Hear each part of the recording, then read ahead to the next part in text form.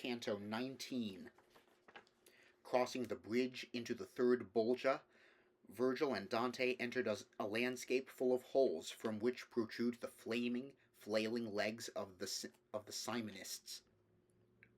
In life, these fraudulent ecclesiastics profited from the church and its offices. Dante questions a pair of legs and discovers they belong to Pope Nicholas III, who mistakes him for Boniface VIII, the next pope destined to fall down that hole. According to the Simonists' eloquent prophecy, Pope Clement V is third in line. Dante expresses his moral indignation in equally ornate language. Virgil rewards his progress by carrying him to the arch above the fourth Bolgia. O Simon Magus, O forlorn disciples, ye who the things of God, which ought to be the brides of holiness, rapaciously for silver and for gold do prostitute, now it behooves for you the trumpet sound, because in this third Bolgia ye abide. We had already on the following tomb ascended to that portion of the crag which o'er the middle of the moat hangs plumb.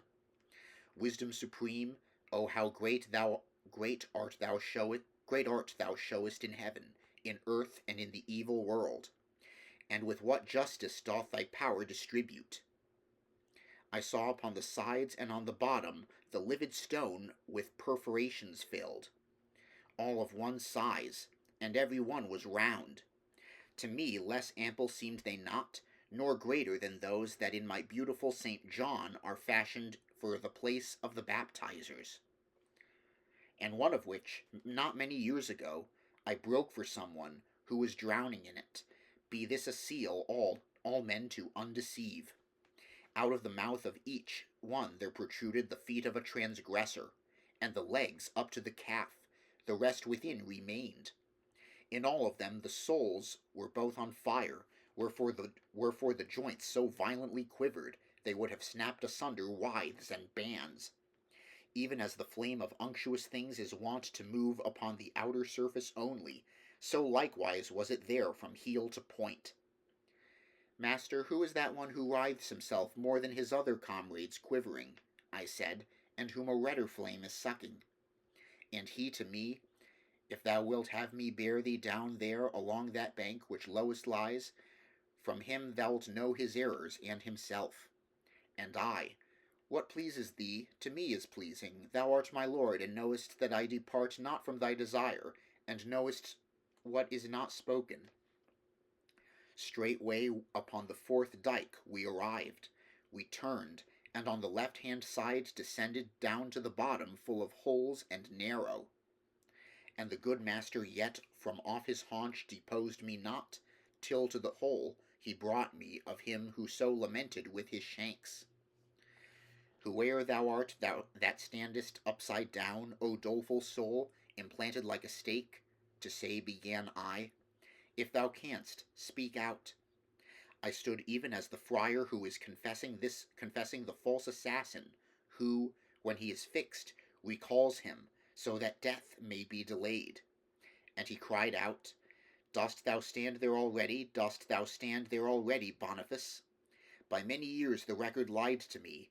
Art thou so early satiate with that wealth, for which thou didst not fear to take by fraud the beautiful lady, and then work her woe?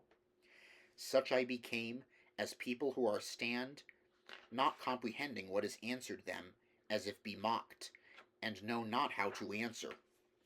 Then said Virgilius, Say to him straightway, I am not he thou thinkest. And I replied as was imposed on me, whereat the spirit writhed with both his feet, then, sighing, with a voice of lamentation, said to me, Then what wantest thou of me?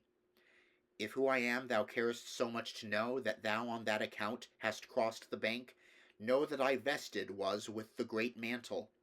And truly was I son of the she-bear, so eager to advance the cubs, that wealth above, and here myself, I pocketed. Beneath my head the others are dragged down who have preceded me in simony, flattened along the fissure of the rock. Below there I shall likewise fall, wherever that one shall come who I believed thou wast. What time the sudden question I proposed? But longer I my feet already toast, and here have been in this way upside down, than he will planted stay with reddened feet. For after him shall come the fouler deed from towards the west, a pastor without law, such as befits to cover him and me. New Jason will he be, of whom we read in Maccabees, and as his king was pliant, so he who governs France shall be to this one. I do not know if I were here too bold, that him I answered only in this metre. I pray thee tell me how great a treasure our Lord demanded of St. Peter first, before he put the keys into his keeping. Truly he nothing asked but follow me, nor Peter nor the rest asked of Matthias silver or gold, when he by lot was chosen unto the place the guilty soul had lost. Therefore stay here, for thou art justly punished, and keep safeguard o'er the ill-gotten money, which caused thee to be valiant against Charles. And were it not that still forbids me the reverence for the keys superlative thou hadst in keeping in the gladsome life, I would make use of words more grievous still, because your avarice afflicts the world, trampling the good and lifting the depraved. The evangelist you pastors had in mind, when she who sitteth upon many waters to fornicate with kings by him was seen, the same who with the 7 heads was born, and power and strength from the 10 horns received, so long as virtue to her spouse was pleasing. Ye have made yourselves a god of gold and silver, and from the idolater how differ ye, save that he 1 and ye 100 worship? Ah, Constantine, of how much ill was mother not thy conversation, but that marriage dower which the first wealthy father took from thee. And while I sang to him such notes as these, either that anger or that conscience stung him, he struggled violently with both his feet. I think in sooth that it my leader pleased. With such contented lip he listened ever unto the sound of the true words expressed.